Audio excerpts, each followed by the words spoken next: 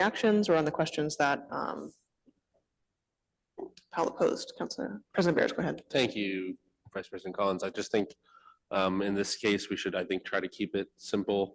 We're not Seattle, we're not a city of that scale. And I just think we should reflect the capacity of our staff and also the, sometimes we're not working with giant, I don't think I don't even want to implement a policy that is too much for some of the smaller folks who might want to be developing something here. So I think we should err on the size of user friendliness while also maintaining green priorities. But I could see how we could go down a rabbit hole pretty quick. Something that I've talked about is, instead of having it be a score between 0 and 1, let's do between 0 and 100. I think people really understand that scale.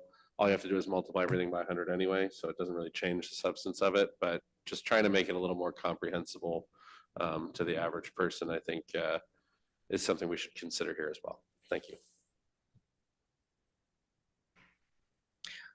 Thank you, President Bears.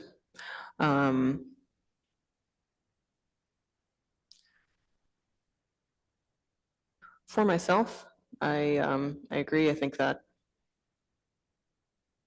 this is a less is more situation, especially when we consider that any sort of green score that we do apply is a big improvement in terms of the new features and benefits that we'll get from that over what we currently have, which is, we don't have this type of worksheet. We don't have these types of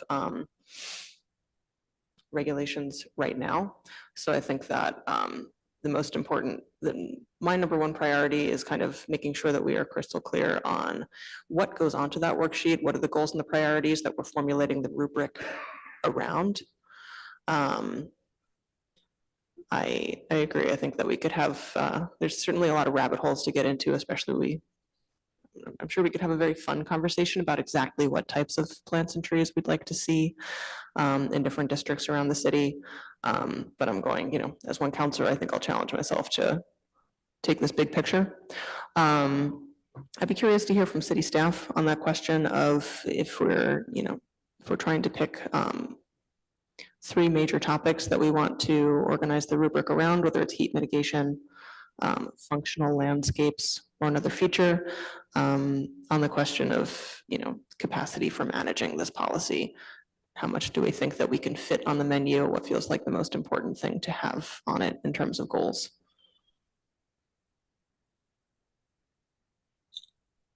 Hopefully this thing is on. Building Commissioner Scott. I'm just asking if this is being done in concert with the engineering department, which already has stormwater retention regulations in place that affect new properties and existing properties. And the trigger is 200 square feet of new impervious area. So a deck or a sidewalk can trigger their requirements, which involve engineers and other stuff. So I would hate to see these two clash with each other when it's all done. And that's something we've been doing for a period of time now. I just think that was something I wanted to bring up too. I think how this interfaces with the stormwater work and also the potential tree ordinance, those are going to be 2 questions. I think there was a discussion where some of the green scores leave the stormwater element out of it, since stormwater regulations are handling that separately, and that might be the road we want to go down here. Yeah, so I've seen usually this complements the stormwater management. There are, for example, I think it's in Somerville, they have an urban forestry department, and they will be in charge of decisions that will be in here. This only affects the, this is only applying into the lot, the private lot, so nothing about the right of way. So this is only, and it only takes into account the private lot. And usually this is regulated by the Department of Public Works. But it's something that whenever we go through the language, that it's something that, of course, we need to take into account, and we need to see in the language how we should do this, and obviously take into account the stormwater regulation. to see that we are not doubling anything. So yes, we will take this into account, absolutely. Whenever we start with a draft, we can get more into detail.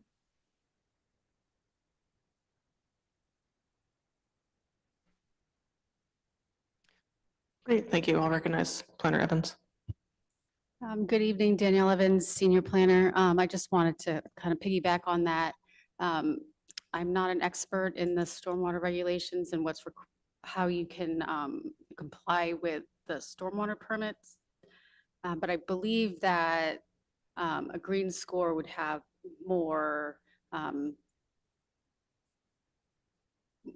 of things that would help with urban heat island effect and just overall greening, whereas the stormwater permit could be satisfied, I think, with systems and things that are below the surface that don't necessarily cool or sequester carbon dioxide, things like that. So maybe this could be a way to incentivize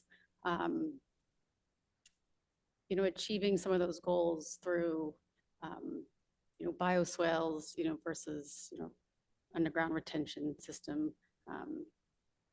And as far as what this could apply to, I feel like anything that would trigger site plan review could be subject to a minimum green score. I think that would be manageable from our office. And I think it would make it easier if there was, a calculation, like a metric to see if, because we have performance standards, but they're kind of subjective and it's kind of wishy-washy, whereas having a score that we could calculate from from a menu of options, I think would be easier for when we're reviewing to make sure that it actually complies in some way. Because each site is unique and some things won't work on some lots that would work in other places.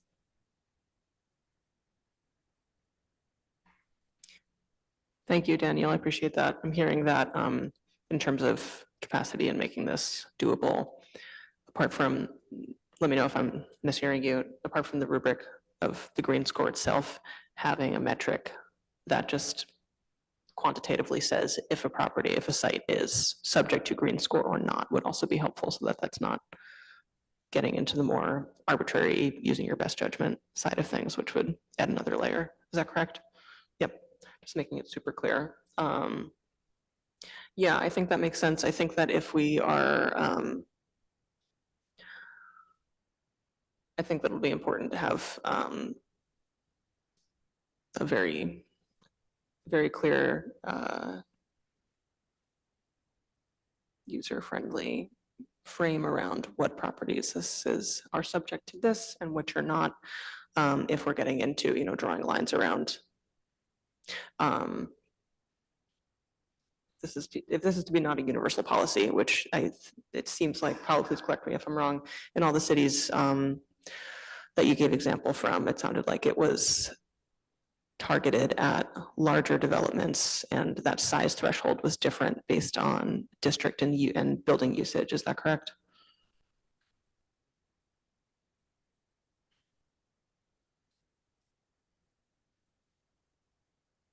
Sorry, Kit, I lost you for a second. Are you asking me something? In the examples that you reviewed, it's true that in each case, green score only kicks in for buildings over a certain size threshold, but that size threshold is different depending on the zoning district. Is that right? I get it now. So it depends on the decision of the city. Somerville applies to any new building. It doesn't matter where it is. Only special districts are exempt, but for the rest, it applies to every building, residential, commercial, any size. Seattle and Washington, because they ask a bit more, they only apply it to the buildings that actually have a bigger impact in heat island effect, for example, so higher density. Washington has a threshold of square footage. So they apply the minimum they apply green score after a certain square footage. And for Seattle, it's not applied in residential. Also not in Washington, also never residential, from 1 to 4 units. So when it's multifamily, more or less, I would need to check better, but mainly low density residential, they do not have to go through green score.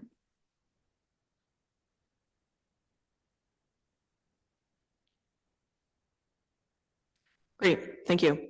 Well, I think for myself, again, trying to thread that needle in between pie in the sky, let's use this mechanism to, robustly elicit more of the things that we know we want to see in our city between we have the staff that we have, and let's make this a policy that we can really put into action and make sure that this is manageable for, developers of all sizes in Medford.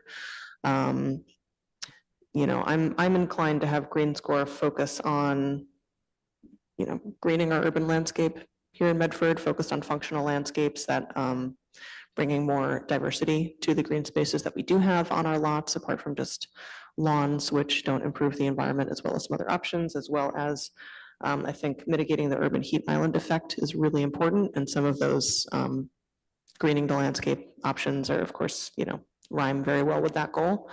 When it comes to how far should this extend, where should this kick in, and how ambitious should we be? I'm kind of two minds. I think that, we can look at what's simple to implement and then think about like the consequences to city staff and the consequences on, smaller scale developers. It's interesting to note that in Somerville, this applies to all districts. And to note that smaller scale development, those small development projects are still going on at the same time. I think that there's also an argument to be made for this having kick in concurrent with site plan review, especially if we're hearing from planning staff that that's what's doable. Though I do like the idea of expanding this to all new development in the city. I think that that might have to be paired with maybe for a small development, you only have to reach like 50%, for example, whereas for a big commercial development, we'd want them to get all the way to 100. And I think we need to think through how to change the score depending on the size of the development without making it confusing or onerous. I'm curious to hear from my fellow counselors if we have general agreement on at least the goals of functional greening and heat island effect, and to kind of try to reach a decision about how maximally this should apply to districts and developments in Medford.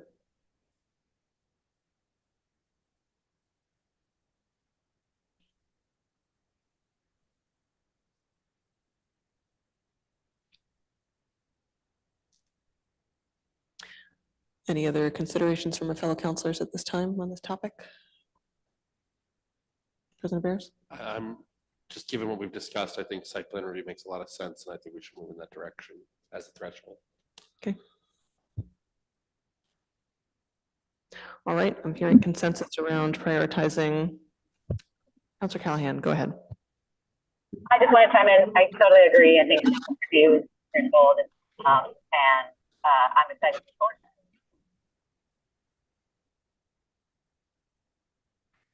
Great, thank you, Councilor Callahan. I caught that. Were other people able to? Okay. Okay, great. We got you, Councilor Callahan. Yeah.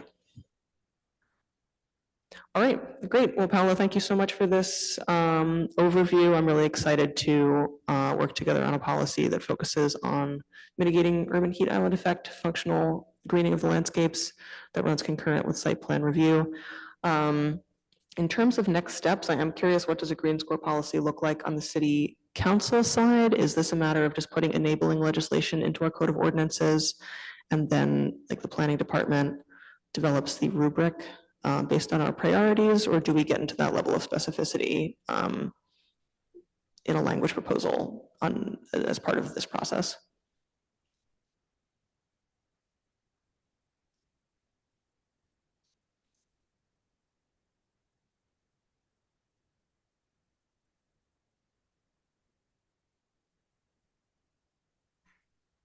Paula, sorry, that was to you. What can we expect in terms of, Sorry. Yes, sure. So I think that we would like to review about this new threshold and start preparing some language so you can already see it in more of a zoning, how it will be applied in the zoning and what are the different documents that we can provide. We also want to talk with the city to see if they can help us to get the list of plans, to get a bit of the documentation that goes around it. I think that Alicia mentioned to us that that was a possibility and that they will be willing to give us, for example, the list for native and adaptive plants that will be interesting to use in Medford. So we will just go ahead, give maybe several proposals, give different options on when those thresholds appear and what type of a scoring we will be doing and start to preparing some standards, the element standards, so that we can review it with you. okay, great. Thank you so much. Appreciate that. Look forward to next steps. I understand our next topic on the agenda is, would that be incentive zoning? Yes. Great. I believe we have public participation on this item. So just quickly before we go on, Gaston, if you'd like to be recognized, you have 3 minutes. Thank you very much, Gaston Fierro, 61 Stickney Road. I just had a question, given that this is also called a cool score. So unfortunately, I have to replace the roof in my house, and I did a lot of research on roofs, and I was interested in using cool shingles, meaning shingles that have solar reflecting granules, which are, for example, mandatory in California, or at least some areas of California. And they're not available in the Northeast, unfortunately. The same manufacturer, they just divide the country in regions, and they don't make them available here. So I was just wondering whether it would make sense to try to incentivize, maybe not small houses like mine, but big commercial developments to use, solar reflecting paints, for example, in flat roofs, or even in bigger developments something like cool shingles that again are readily available in other parts of the country. Thank you. So so the cool score, for example, that's something that Cambridge uses, and that in a way incentivize the use of materials with I think it's a lower solar a higher reflective index. And this is the topic that I was talking about, that it is a bit there is a lot of controversy around this, and that is on the studies that have been made, all the variables that are being taken into account. For something like roofs, to prevent heating to prevent that the heat goes into the building, having a reflective material, so with a lighter color, it would make sense. But what is always a lot better is going to be to have green. So because of not only that part of the with the soil, and it's a lot more isolated, with water it's a lot more isolated. So the incentivize for certain projects, and that's why maybe residential we are not taking into account, it's because it's going to be a bit more costly. It's to have a green roof. That would be the best, to have green or blue roof, so that it can also accumulate water. Not that it's bad, but I don't have still a lot of the information. So to say that it's very, very efficient, I think other things are more efficient, because they don't take into account the porosity of the material, for example. They don't take into account many other variables that also play a very important part on the absorption of heat. So it's better, for example, gravel, even if it's darker or with a lower radiation than white concrete, because of the compacity of the material, etc. There is no ventilation, no place for water that it can refresh the material. So there are a lot of things. I think it's very technical, and to incentivize, I don't know how effective it is. As I said before, in exactly the same conditions, going for a lighter material or with a higher solar reflective, yes, that's great. But maybe what we want to do here with also stormwater collection, I don't think that is the best incentive to use. I hope I answered your, but I can get a bit more information on the matter. I also want to, so I will look a bit more into it and see if that type of element should go into the green score. Great. Thank you so much, Paula. All right, let's get on to incentive zoning. Thank you. Yes.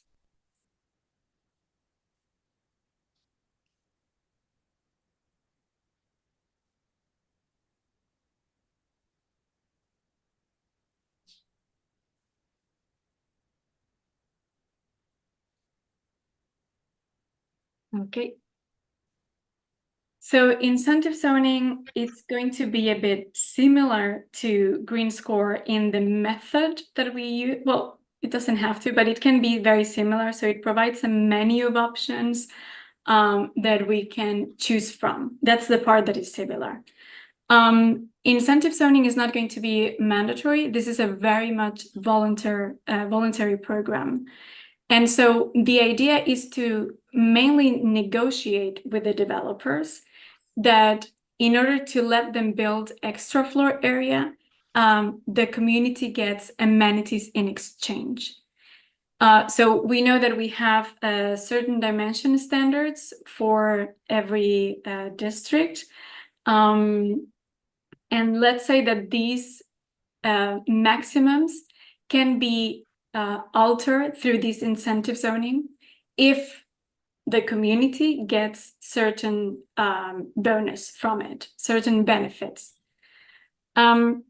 It's usually only applied to certain areas, to certain districts, usually with higher density, so that it's easier to build higher and more floor area.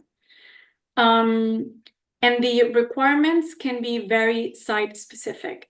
So it can be that a corridor, for example, is going to be different than, or it can go neighborhood by neighborhood better. So it depends on what the neighborhood needs. The requirements of the incentive zoning are going to change. So what do we have for developers? So for developers, they will get, it can be density bonus. This is the most usual one. Fee waivers or exemptions, parking reductions, or expedite permitting. These are the things that we're going to focus today on, the density bonus, but just to know that these are also possibilities. And what is getting the city? They get more affordable housing. For example, the green score can be ideal, or you can have a better building score in terms of sustainability. You can have underground or covered parking. You can have public amenities on site, or you can have that they pay, they contribute into a fund that is going to be used for a community project. So those are the things that we will negotiate, right? And so in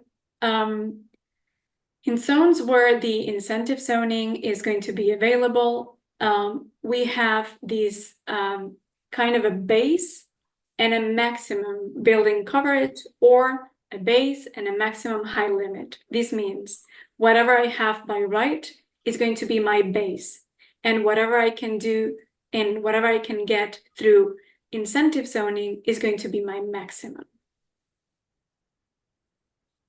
What are the different methods that we have? So many cities around are applying incentive zoning in thousands of different ways.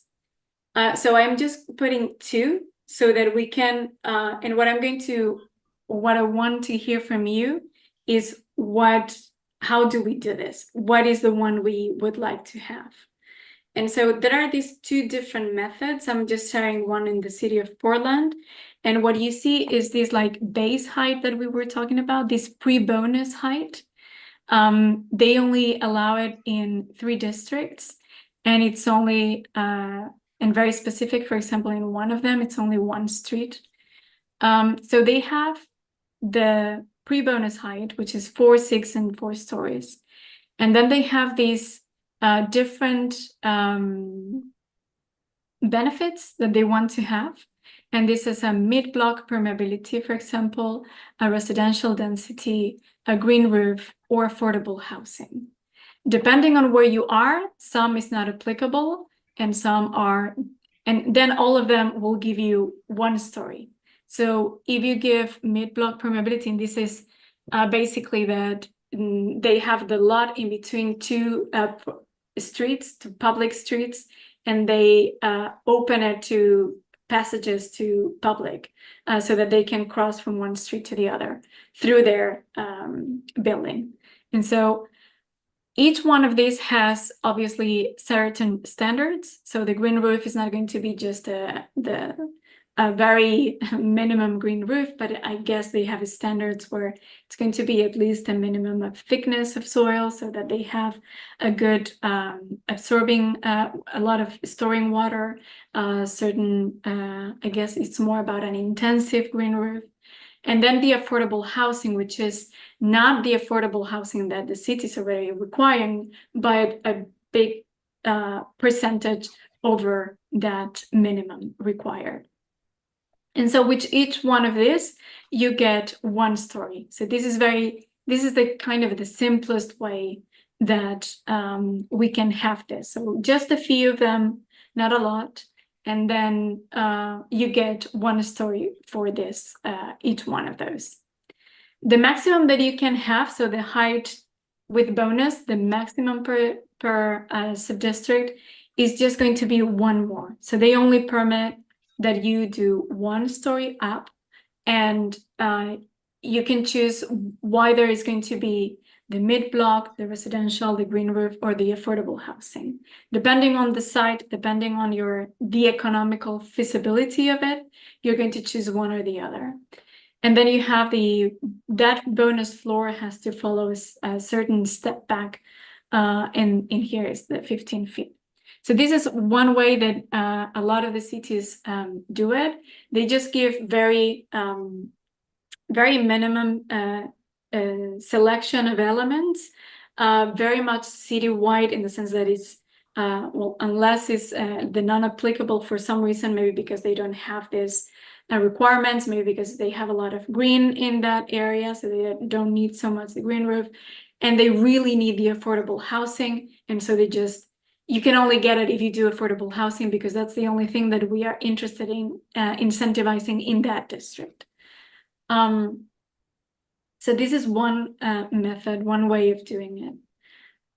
The other one is, for example, a bit more complex in the sense that this is more like the green score system where you have some points. And in order to build 1 floor, you need to reach a certain amount of points. And so you have more the citywide kind of things. In this case, was rent reduction, then the LEED Silver or any kind of sustainability for building. And there are the amenities, indoor or outdoor pedestrian, that whenever it's amenities in place, the maintenance will be have to be done by the owner of the building, not by the city. So if we propose a plaza, that plaza has to be taken care by the owner of that building, of that development. And then we have a range of different amenities that we can get, different points that you can sum, and then whenever you get to 15 points, then you can have from 2 stories to 3.5, Maximum floor area can be increased from 0.7 to 1.1, etc. There are different things that you can get from benefits that you can get if the 15 are reached or 20 are achieved. So this is the other way. So when we compare these two different methods, the city of Portland would be more simple. It's pretty much that they have 2 or 3 needs, and that's it. And they want to make sure that they incentivize only those. The other one, it depends on the area, and it is a lot more flexible, and it could be a lot more adaptable by district. And so, for example, if we have a neighborhood where we need a lot of more green because it's very compact, and the city is not, there is not a lot of space in the public realm to do it, a way of incentivizing it is through incentive zoning, and to have these amenities and incentivize or give more points to the green areas, for example. And even in other areas you do have a lot of green and that's not what you want to achieve, then the points that we're going to have for green areas when you don't need it is going to be lower, and you can and if you have a lot of need for affordable housing, then you increase those. So these are the two ways. One is a bit more complex, but that gives it a lot more flexibility, and that gives us that it can be a lot more adaptable by the district needs. And the other one is more simple, but it doesn't mean that it's worse. It just means that depending on the needs, if we really know that we have 2 things that we really need to get, and this is a way of incentivizing, maybe that's and you don't want to go very high, you don't want to give a lot of stories or to densify a lot, then that will be maybe your better choice. So until here about incentive zoning, I'm going to stop sharing so that any comments, anything that it will help us as well to start building a language and to start, if it's something that we want, which, for example, I would see very well in working very well in Mystic Avenue, for example. Great, thank you so much, Paula. On the last question, yes, we should do incentive zoning. I think it's very well suited for Mystic Valley Corridor. In other areas of the city. Just quickly before I recognize Councilor Lemming, just for my notes, was that example from Portland, Maine or Portland, Oregon? I would say is here, Massachusetts. I can check very quickly, sorry. Okay, that's okay. Probably Maine then. Councilor Lemming, go ahead. Thank you for the presentation, Paula. So the question I have is that we have a couple of programs that are proposed on our wish list, which sort of relate to zoning incentives. So I've been pushing for the transportation demand management program to be implemented in some form so that we could get developers more involved in the regional TMAs. But there's also other aspects to this, like an inclusion, like a affordable housing overlays, and a few other programs that could affect a developer's decision to build housing, like the linkage program that we were discussing last night. I guess my question is, in the other cities that you've been studying, do they normally have a bunch of different incentive programs overlaid with each other that are integrated, or is it normally better to keep it more or less simple?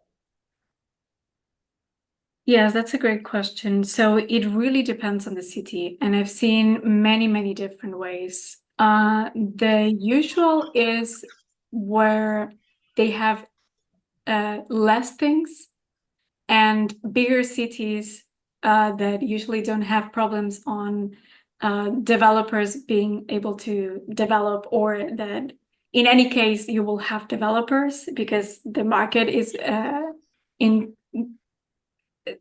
it's more demanding. They will be a lot more complex, and they will be a lot more they will make a lot more requirements. So for example, I've seen that, I think it was in Seattle, where they asked for transportation management in the incentive zoning. So if you do that, you have to be part of a transportation demand management. So it really depends on the cities, because a lot of the cities have the need for affordable housing. A lot of them use it for getting more affordable housing.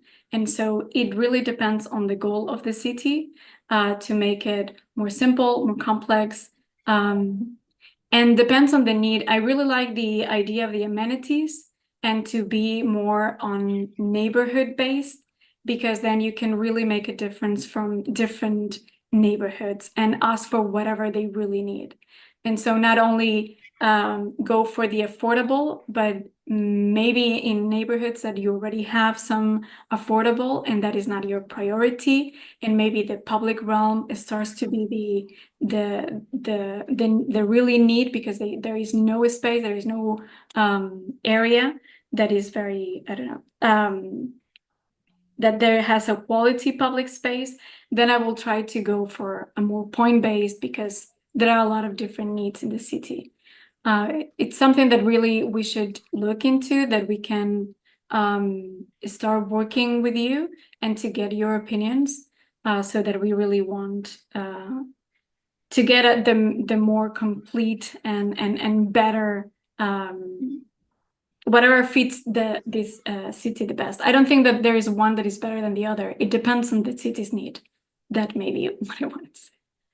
Well, personally speaking, my end all be all is Medford does need more affordable housing. So whatever our zoning can do to disincentivize developers from building luxury units and to integrate more affordable housing and to make that more profitable for them would be ideal. And whatever the best mechanism to do that is, I would support.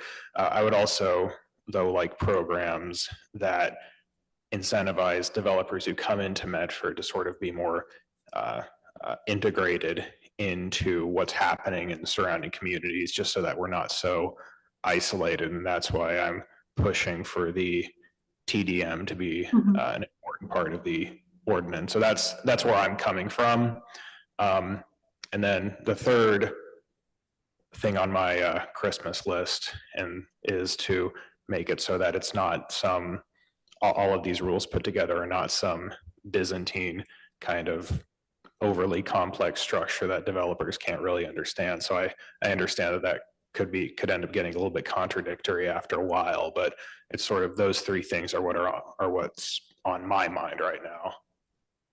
Yeah, and to be honest, there are areas where if you could only increase one floor, then it gets very difficult, because then you really need to, you don't have so much from where to choose.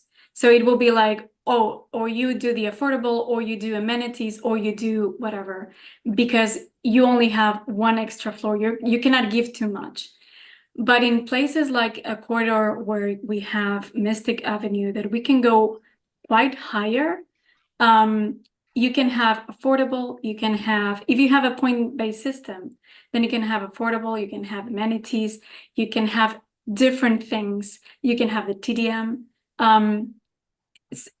We were also talking about activating ground floor. So you can have a lot of things, not only one, and that depends on the area. If you can really give an incentive of building because you have height, then you can do more things. In the areas that we don't have a lot of height because of the neighborhood, because it doesn't fit the area, because it cannot be very much dense, then in those you can be very more simple and say, okay, you have affordable, you have the TDM, or I don't know if the TDM is for anywhere. It will be only for the bigger corridors, I think. But yeah, there is a lot of research to do, and I think that it depends a bit on the area if we have that ability to grow, versus if we can only do it in a smaller, in just a smaller increment. Great, thank you, Paula. I'll recognize President Bears. Thank you. I think this is a great start. I think I kind of like the Portland model versus another points-based model. Although if we did a points-based model, maybe for this and for TDM and for green score, and we could use the same scale for all of them, that might be a way to also use a points-based model and have the simplicity. I just think we don't want to overload this. I think, to me, ground floor commercial and activation is a key priority. And as a placemaking thing, improvements to the transportation and street infrastructure is also a priority as a placemaking item. And then affordable housing is obviously a key priority. And I think we're really talking about incentive zoning and, district squares and corridors only at this point. So, I'd be open to thinking about it in other ways. Maybe the overlays and the infill are ways to go into the neighborhoods and not have this incentive zoning model be the same application. But to me, right, if we're talking Salem Street, the corridor we've been discussing, we're talking about 4 by right, and then the incentive would only go up to 6 with a step back. So, really all you could say is if you do a certain amount of affordable housing, you get 2, or maybe if you do additional ground floor commercial and investment in improving the transportation infrastructure, you get 1 story, something like that. I think Mystic Ave is a little more open. I think we're talking like maybe a by right 8 up to 12 or 14. So there's a little bit more room there, but I still think you could get there pretty simply if you left your incentive categories relatively simple and then also did it by floor. And then we could treat like green score and TDM as separate things, since most of these we're talking all of these, everything I've just talked about would trigger site plan review. So that might be the way to kind of avoid this Byzantine bureaucracy and still do all 3 of these things at once. I think that's a great way to put it. So thank you for that. Yes, I agree. Great, thank you. Oh, go to Councilor Callahan. Thanks. Yeah, just quickly that I really like the idea of having it be neighborhood based. I think that puts the work on us and not on the developers, because the developer will be like, oh, what is it for this neighborhood? It's fairly simple for this neighborhood. Like it means that we have to do the work in advance, but that the developers may have, more simple instructions, because there will be neighborhoods where we're not worrying about one thing or another thing. Thank you, Councilor Callahan. And yeah, I think what I keep coming back to in this conversation is we're talking about a mechanism that is mostly going to be seen and useful in those zones where there is a larger potential discrepancy between minimum allowable by right height and, that maximum bonus height. That's our squares and our corridors, especially the corridors that are currently a mix of, or aspiring to mixed use and commercial. And so thinking about it in those terms, focusing it there, I think that this makes sense to target on the squares and corridors, because that's where we really have the space in terms of those potential bonuses to, curate that tight list of priorities, but know that at development of those scales, we might be able to see developers who we're able to have those negotiations to get affordable housing and some dovetailing with investments in transit, street infrastructure, because to me, that's really the use case of this. So I agree with what my colleagues have said. I'm really excited to see this pushed forward, and I think that this is going to harmonize really well with some of the other incentive schemes that we're working on, and kind of thinking of site plan review as a bit of a organizational mechanism. I know that we're considering a bunch of different incentive schemes now, but I hope that there's, I think that we can stay in conversation about how to make sure that that process stays streamlined, so that it's achievable for planning staff and, becomes a legible, followable rulebook for developers. Seems like we have a path forward on this. Any further comments on incentive zoning from counselors, staff? Paula, do you feel like you have a read on where we're at on this? Yeah, I think that I really agree with you. We don't want to make it so complex that then it's very difficult to follow. And so we will try to make it as simple as possible, but also getting the most of it so that we can really see per neighborhood a bit of the needs or mainly per corridor and squares, what are the needs. I have seen it also incentive zoning in just incentivizing affordability in residential where they are multifamily units. And so they will say you can build 2 more units if or you can build until, for example, if the maximum is 4, you can build until 8 if 2 of those at least are affordable units. So it's only, and that is the incentive zoning for the district in order to get as much as possible the affordable units. So we can next time, the next steps will be try to see what are these, where do we want to apply them, and what are the incentives that we want to do, and to have a menu, if it's a smaller, bigger, and try to fit a score that makes sense and that is similar to the green score.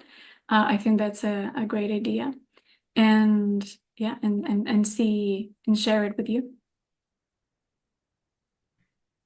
And I just, Great. I want to throw Go out the ahead. idea too. I think that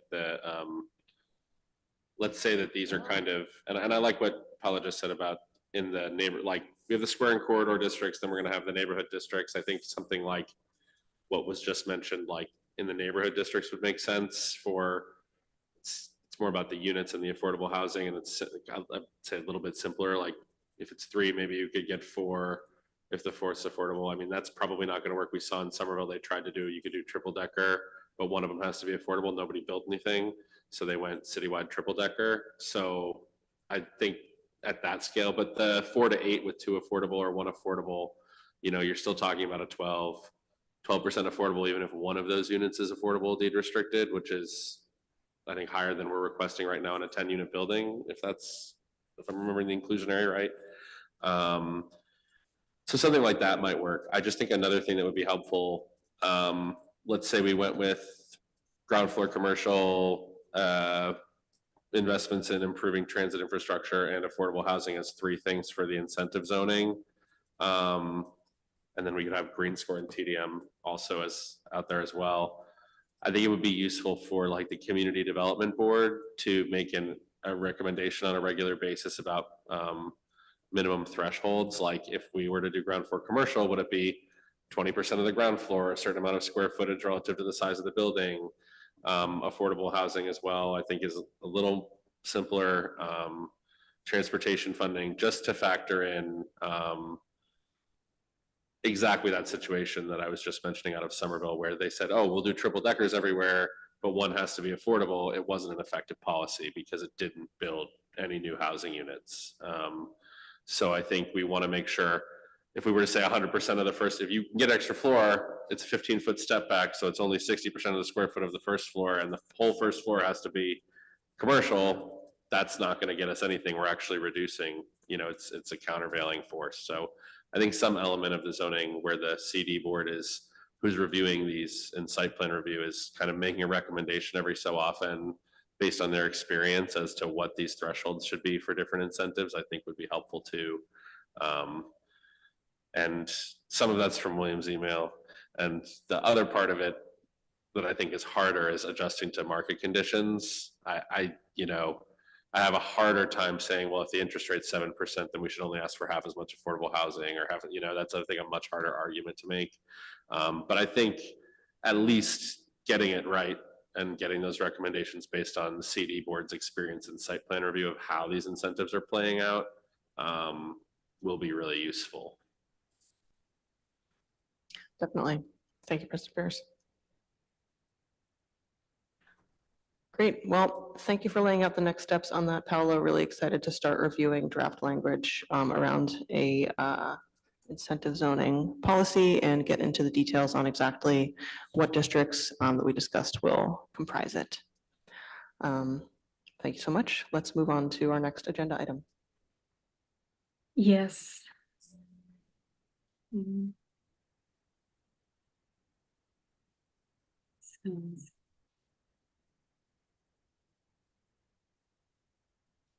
So we also have the condominium conversion.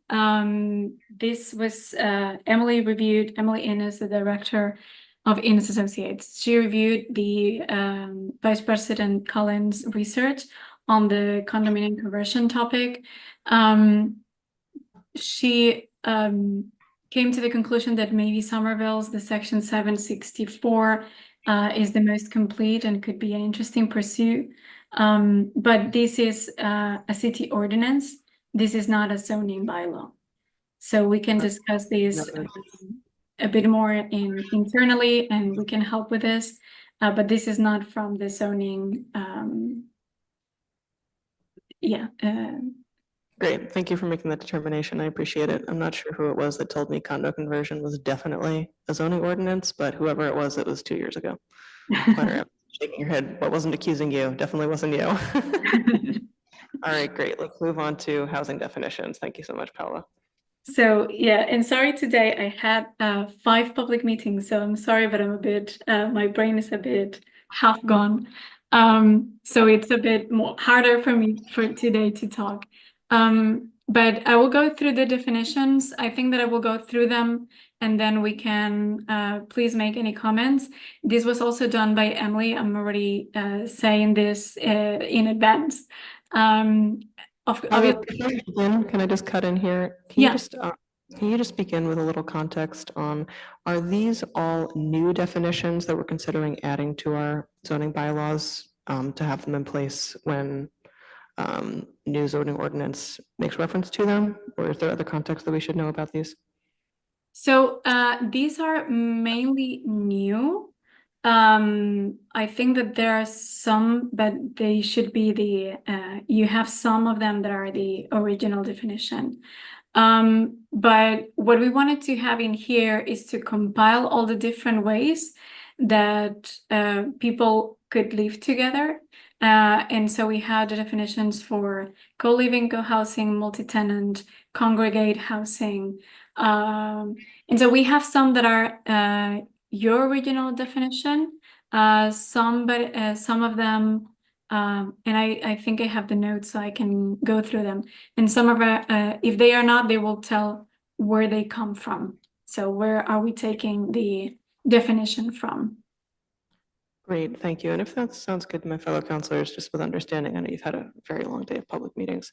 I'd love it if you could give us an overview of these, and then if counselors have questions on where the definition came from or want to get more into the weeds, please just wave your hand at me and we can pause there.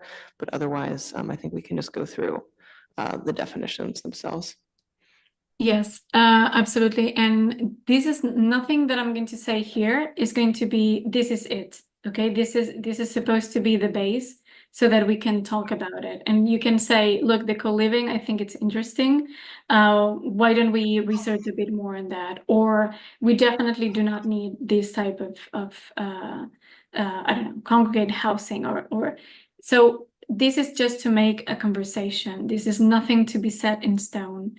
And we can actually, I would love that this is sent around through the counselors, and that you can give us comments. That we really appreciate, because you better know what you really want, and so it will help us to get your feedback. So I'm going to start.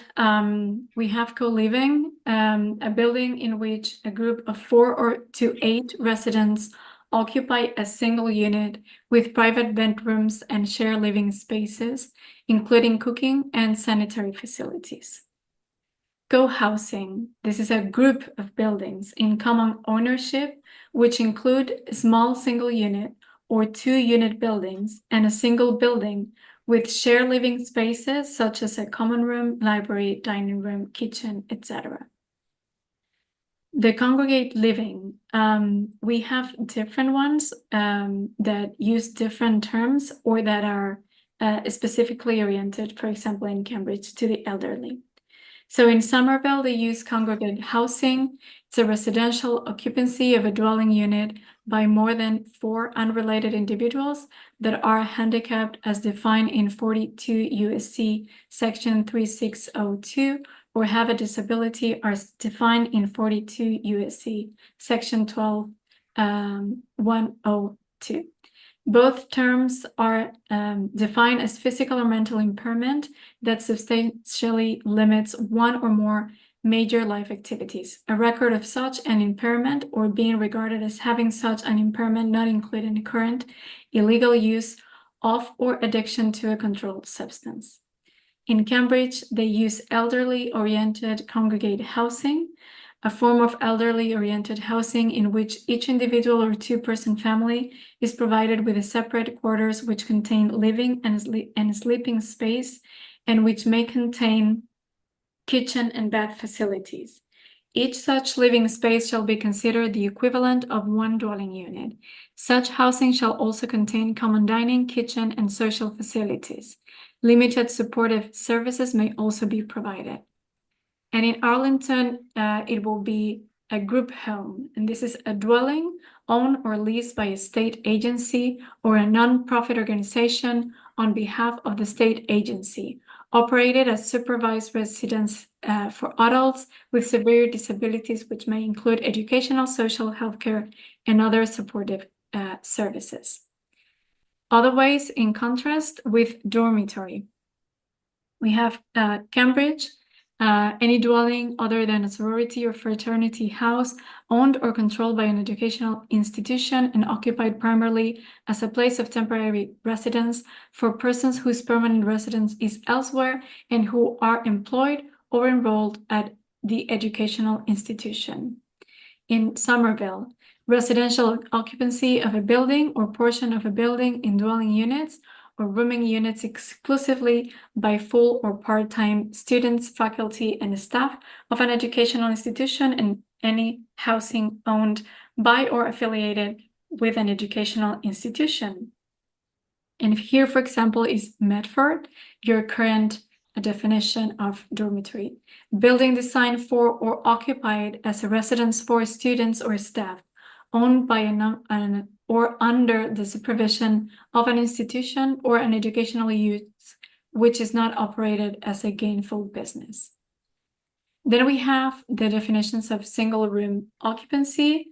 In Medford, the current is the lodging house. And this is a dwelling in which living space without individual kitchen and with or without kitchen privileges is designed, occupied, or intended for occupancy by or let for compensation to 5 or more lodgers, including a rooming house or a boarding house, but not including a senior housing facility, hotel or motel, dormitory, fraternity or sorority house, or other building of an institutional or educational use. Somerville rooming house, residential occupancy of 4 or more rooming units by individuals or up to 2 persons related by blood, marriage, adoption, or foster care agreement. Rooming houses include boarding houses, lodging houses, and single room occupancy buildings. Cambridge, a lodging house, a dwelling where lodgings are let to 4 or more persons, not within the second degree of kinship to the person conducting it, including fraternity housing, but not including dormitories or charitable, educational, or philanthropic institutions. Burbank, they have single room occupancy hotel. Means housing composed of individual efficiency dwelling units, where each unit has a minimum floor area of 150 square feet and a maximum size of 500 square feet. To qualify as an SRO, no more than 10% of the units may contain individual kitchens and bathrooms. Any unit not developed within an individual kitchen or bathroom must have access to common areas containing kitchen and bathroom facilities. SROs are not linked to any on-site or off-site services, including but not limited to life skills counseling, childcare, or job training and placement. And then we get to shared housing or multi-tenant housing, and this one comes from Salt Lake City. A building or portion thereof that is designated for residential purposes and contains individual housing units that may be occupied on a weekly or monthly basis. Each individual housing unit consists of one or more sleeping rooms and may contain either kitchen or bathroom amenities, but not both. Whichever amenities are not contained within the individual unit, the kitchen, bathroom, or both, shall be provided as a common facility within the same building, to be shared with other tenants or of the shared housing development. And this definition comes with the following standards. Shared housing will be subject to the same lot and bulk requirements as multifamily dwelling use, but not the density requirements of the underlying zone. A maximum of 2 people per sleeping room may reside within an individual shared housing unit. A minimum floor area of 100 square feet per sleeping room is required for a single tenant and 120 square feet per sleeping room for 2 tenants. Communal areas, including but not limited to libraries, lounges, recreation rooms, and dining rooms, etc., must be provided and must be accessible to all tenants.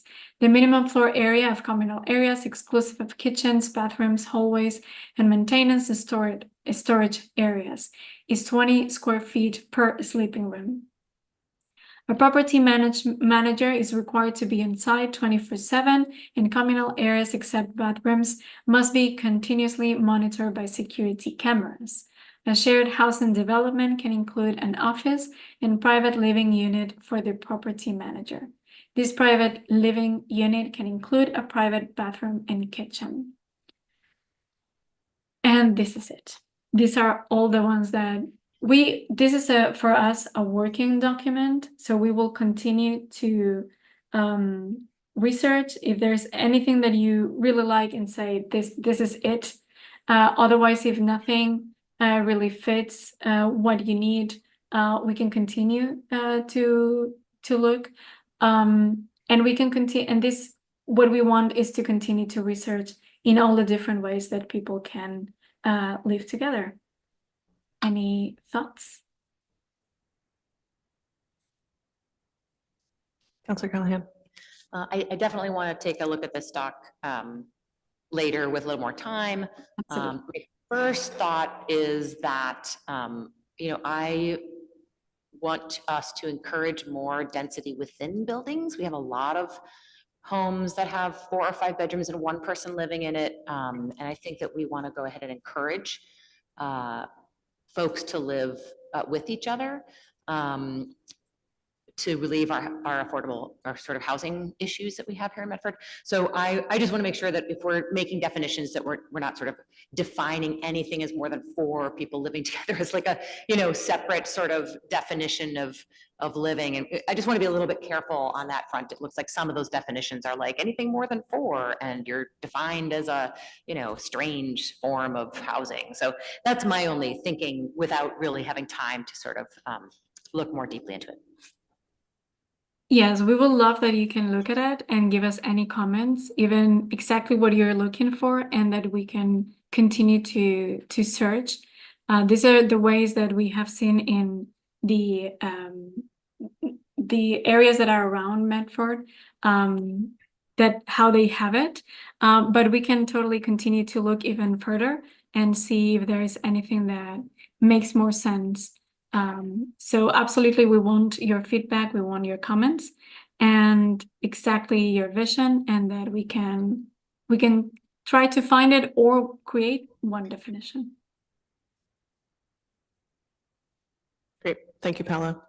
Yes, like Councilor Callahan, I think, this is the type of thing that I can't really digest for the first time in a meeting. I think now that we know that committee members have these range of options, we can consider these, come back at a future meeting, and I'm sure we can quickly arrive at a consensus for which it makes sense to go with, and come back with more informed, considered opinions on modifying some of these examples and making sure that all the best parts from different cities' templates are present in the definitions that we go with. And of course, we'll want to also consider the expertise of city staff when we're putting forward new definitions into our zoning code.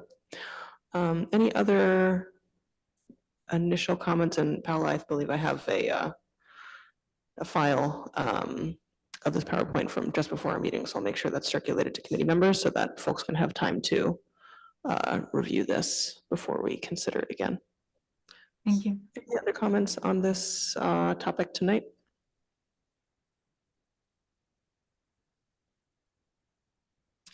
One, actually, we should make sure that none of this conflicts with the changes we made about the definition of family and people living in a household. We removed a lot of language around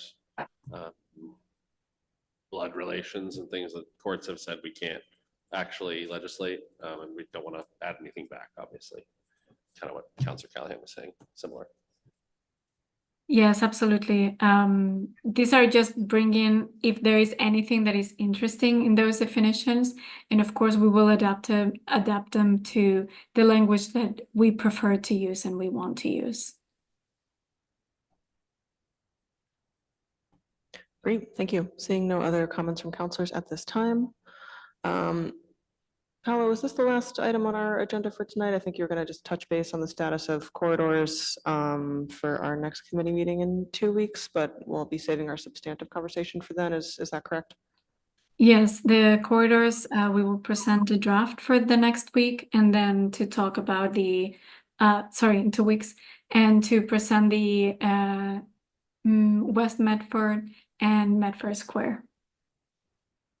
Great, thank you. We look forward to that. Before I solicit any final thoughts from counselor, city staff, I do see public participation. Gaston, you have 3 minutes. Thank you, Vice President Collins. So Gaston Ferry, 61 Stigner Road. So quickly, I just wanted to add that when we consider affordable housing, that we take into consideration all possible approaches to achieve that goal.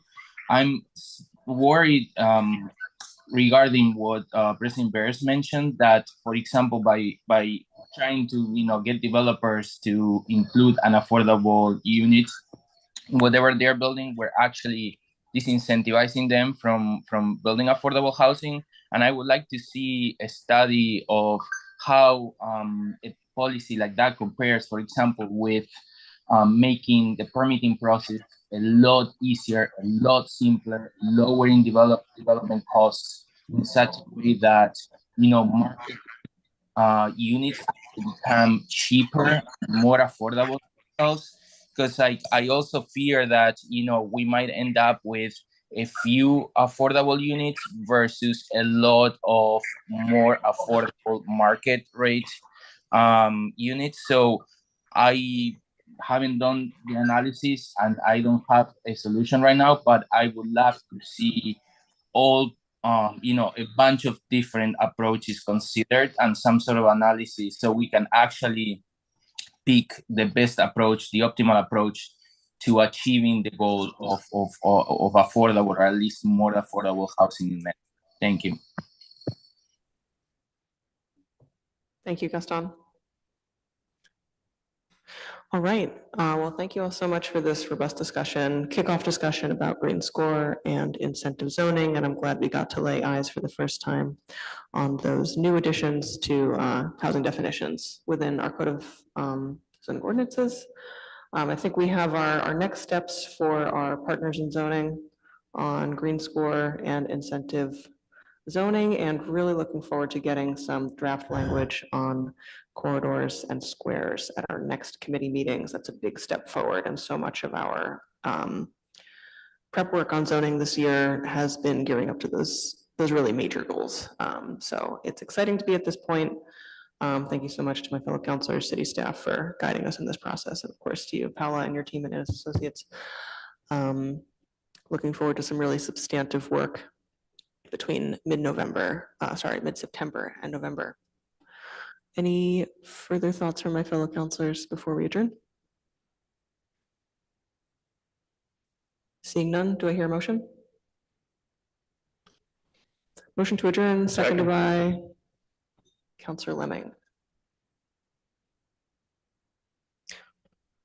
And let me check if we are still hybrid.